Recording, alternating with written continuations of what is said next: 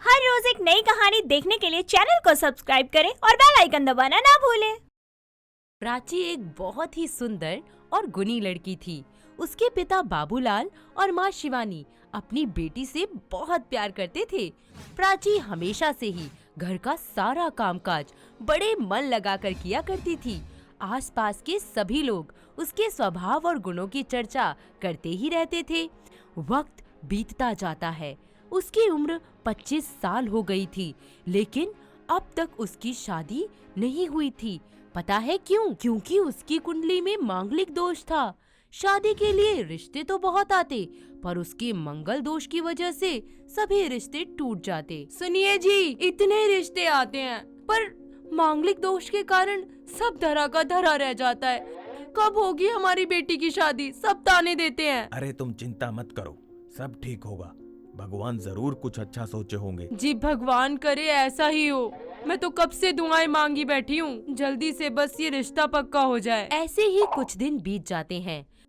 प्राची के लिए नितिश नाम के एक लड़के का रिश्ता आता है, जिसकी माँ रुक्मणी ज्योतिष शास्त्र में बहुत आस्था रखती थी। वो अपने घर के सारे काम पारिवारिक पंडित से पूछकर किया करती थी। सब हॉल में बैठकर रिश्ते की बात कर ही रहे होते हैं कि तभी रुक्मणी बोलती है, बाकी सब बातें तो ठीक हैं शिवानी जी, पर मैं बिना नक्षत्र देखे रिश्ता पक्का नहीं करूंगी। हाँ जी ये क्या जरूरी है? जी हाँ, बिना नक्षत्र मिलाए तो कुछ भी नहीं होगा। जरा अपनी बेटी की जन्म तिथि तो बताओ। हाँ अजी 7 सितंबर, वो क्या बोलते हैं 1995 रविवार का दिन था, सुबह के 8 बजे थे। जी ये क्या कह रहे हैं आप? अपनी प्राची का जन्म तो 6 दिसंबर का है ना, झूठ क्यों बोल रहे हैं? अजी पंडित जी, अब जल्दी से बता भी दो कि कितने गुण मिलते हैं मेरे बेटे और प्राची बिटिया के। पंडित कुछ देर कुंडली को पढ़ने और देखने के बाद बोलते हैं, अरे बहुत ही शानदार, 36 के 36 गुण मिलते हैं भाई साहब। सच में? अरे एकदम सही रुक्मणी बहन, इससे अच्छा रिश्ता आपको कहीं नहीं मिलेगा। लाओ दक्षिणा। पंडित जी की बात सुनकर सब लोग खुश हो जाते हैं और रिश्ता पक्का हो जाता है। पर प्राची को ये सब बिल्कुल भी अच्छा नहीं लगता, क्योंकि इस रिश्ते की शुरुआत झूठ से हुई थी। सभी लोगों के वहाँ से जाने के बाद प्राची बोलती है, माँ, पिताजी, ये सब क्या हो रहा है? आपने मेरा रिश्ता झूठ बोल के पक्का कर दिया। आप जानते हैं ना कि मेरी राशि में मांगलिक दोष है, फिर क्यों रिश्ता पक्का किया आपने? अरे बेटा, हमने जो किया वो तेरी भलाई के लिए किया। अब तेरी शादी बिना टेंशन के हो जाएगी। हाँ बेटा, तेरे पापा जी ने जो भी कहा है ना, बिल्कुल सही कहा है। अब तेरा मंगल दोष हटाने का उपाय मिल गया है मुझे। क्या उपाय? कैसा उपाय माँ? बेटा, पंडित जी ने कहा है हमें पहले तेरी शादी कुत्ते से करवानी होगी, जिससे कि तेरा मंगल दोष कुत्ते पर आ जाएगा और वो मर जाएगा। फिर तेरी शादी हम नितिश से करवा देंगे। हाँ बेटा, तेरी माँ सही कह रही है। माँ, पापा, ये कैसी बातें कर रहे हैं आप? मैं आपकी बेटी हूँ, कोई गली में घूमता आवारा जानवर नहीं हूँ जिसकी शादी आप कुत्ते से करवा देंगे। मैं ये शादी कभी नहीं करूँगी। देखो देखो कैसी बातें करती है। अगर इसने नहीं करी ना शादी, तो सच्ची बता रही हूँ, जहर खा लूंगी मैं। माँ, आपके पास इस बात का क्या सबूत है कि ऐसा कर देने से मेरा मंगल दोष हट जाएगा और आगे जाकर मुझे कोई प्रॉब्लम नहीं होगी? कोई प्रूफ है आपके पास? है तो बताइए। जितना कहती हूँ ना, बस उतना कर। इससे कम और ज्यादा मैं कुछ नहीं सुनना चाहती, समझी? अपनी माँ की बात सुनकर बेचारी प्राची जबरन ये सब करने के लिए राजी हो जाती है और उसका मंगल दोष उतारने के लिए उसे दुल्हन की तरह सजाया जाता है और उसकी शादी उन्हीं के घर के पालतू कुत्ते कोको से करवा दी जाती है।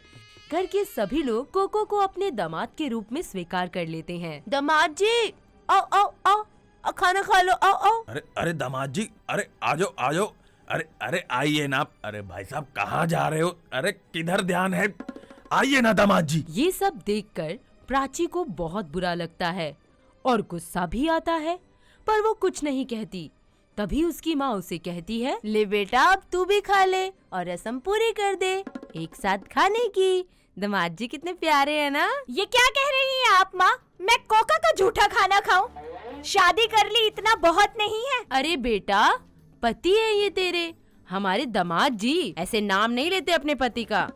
क्या हुआ अगर ये कुत्ता है तो? अरे एक काम क्यों नहीं करती आप? कोका के जैसा पट्टा लाकर मेरे गले में भी डाल दो और बाहर किसी खंबे से बांध दो मुझे। अरे लाडो, नाराज मत हो, सब तेरे भले के लिए ही तो किया है, तेरा मंगल दोष उतारने के लिए। अब जल्दी से खा ले। मैंने कहा कि मैं नहीं खाऊंगी माँ, मैं कोई जानवर नहीं हूँ। ज्यादा चक्कर चक्कर मत कर और चुपचाप खा ले, नहीं तो जबरदस्ती खिलाना आता है मुझे। नहीं खाऊंगी तो बिल्कुल भी नहीं खाऊंगी। शिवानी अपनी बेटी के बार बार मना करने के बावजूद भी जबरदस्ती उसे कोको का जूठा खिला देती है। वक्त बीतता है, नितिश और प्राची की शादी का दिन आ जाता है।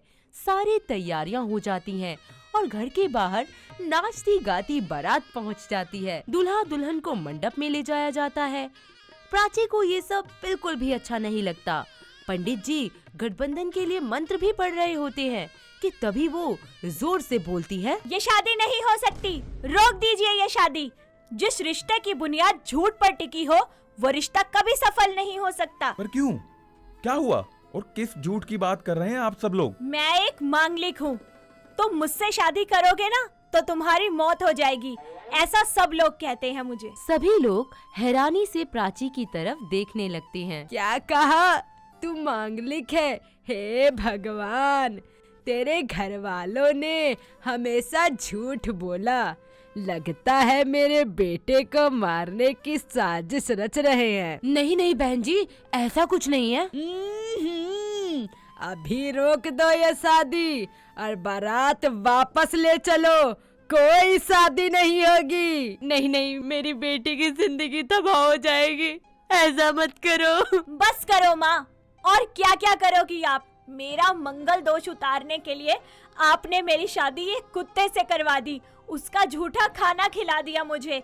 इतने पे भी आपका मन नहीं भरा जो भिखारियों की तरह मेरे रिश्ते के लिए भीख मांग रही हैं? ये सब बातें सुनकर नितिश बोलता है, क्या ऐसा सब है तुम्हारे साथ? अरे मैं ये अंधविश्वास नहीं मानता। प्राची, मैं तुमसे बहुत प्यार करता हूँ और मैं तुमसे ही शादी करूंगा, अब चाहे बीच में मंगल आए या शनि आए, आई डोंट केयर। अरे मेरे लाल, तू पागल हो गया है क्या? अरे पागल मैं नहीं, आप सब हो गए हैं। और मुझे शादी के बाद का तो पता नहीं, अगर मेरी शादी प्राची से नहीं हुई तो मैं डेफिनेटली मर जाऊंगा। इस तरह नितिश प्राची से शादी कर लेता है और दोनों एक खुशहाल जिंदगी बिताते हैं। वक्त के साथ साथ रुक्मणी की सोच में भी परिवर्तन आता है और वो पाखंड को त्याग वास्तविकता में जीना शुरू कर देती है।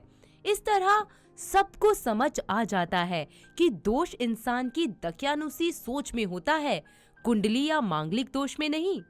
तो दोस्तों, कैसी लगी आपको हमारी मांगलिक बहू? तो क्या आपके आसपास भी इस तरह के लोग और इस तरह की सोच है? अगर हाँ, तो हमें कमेंट करके जरूर बताएं। दोस्तों, अगर आपको ये कहानी पसंद आई तो इसे लाइक करें, शेयर करें और कमेंट करके बताएं कि कहानी में आपको सबसे अच्छा क्या लगा।